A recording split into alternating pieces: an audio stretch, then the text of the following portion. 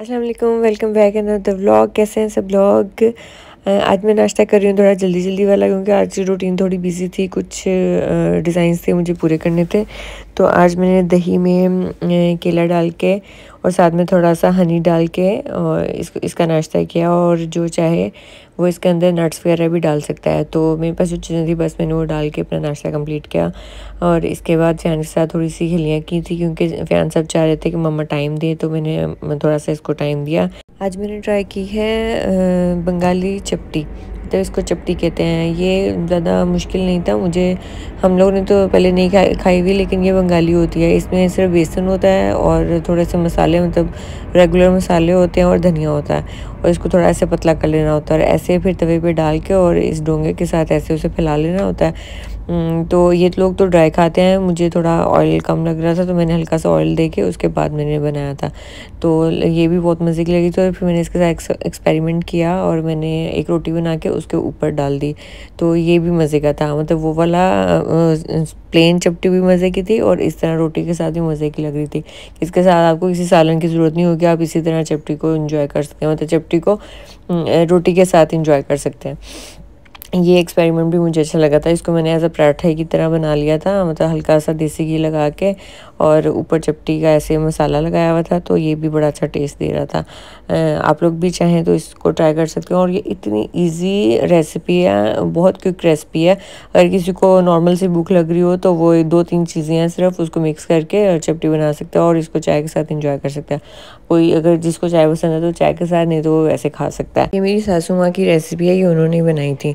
अच्छा, ये मुझे बहुत से लोग इतने क्वेश्चंस करते थे कि आप बांग्लादेश में चली गई हैं, क्या आप बंगाली खाना खाती हैं? वो तो फ़िश ज़्यादा खाते हैं, तो पाकिस्तानी तो ज़्यादा फ़िश नहीं खाते, तो आप क्या करती हैं? तो मैं वैसे तो यहाँ पे मिक्स खाना ही बनता है, पाकिस्तानी खाना भी बनता है। मेरी सासू माँ बड़ा अच्छा खाना बना लेती हैं। चिकन वगैरह जो चीज़ें, चिकन मटन बीफ, ये हमारी तरह ही बनता है, नॉर्मल ही बनता है। तो और सब्ज़ियाँ थोड़ी सी डिफरेंट बनती हैं। कोई ये लोग सब्ज़ियों के अंदर फ़िश डालते हैं और हम लोग पाकिस्तान में मटन या बीफ डालते हैं या चिकन डालते हैं सब्ज़ियों के अंदर।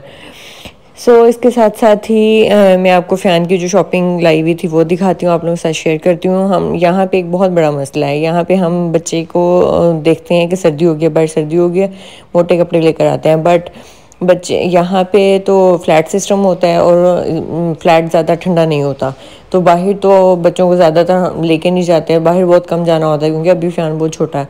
तो वो बच्चों की शॉपिंग करने का कोई फ़ायदा ही नहीं होता है। मैं उसके लिए फिर भी थोड़े थोड़े मतलब बड़े लेके आई थी कि 6 मंथ तक आ जाए, लेकिन उसका भी कोई फ़ायदा नहीं है, क्योंकि वो पहनता है एक दफ़ा एक सूट पहनता है, दूसरी दफ़ा पहनता है और तीसरी दफ़ा जब तक वो पहनने वाला होता है तो इतनी जल्दी छोटा हो जाता है, तो उसके बाजू कुछ छोटे हो जाते हैं।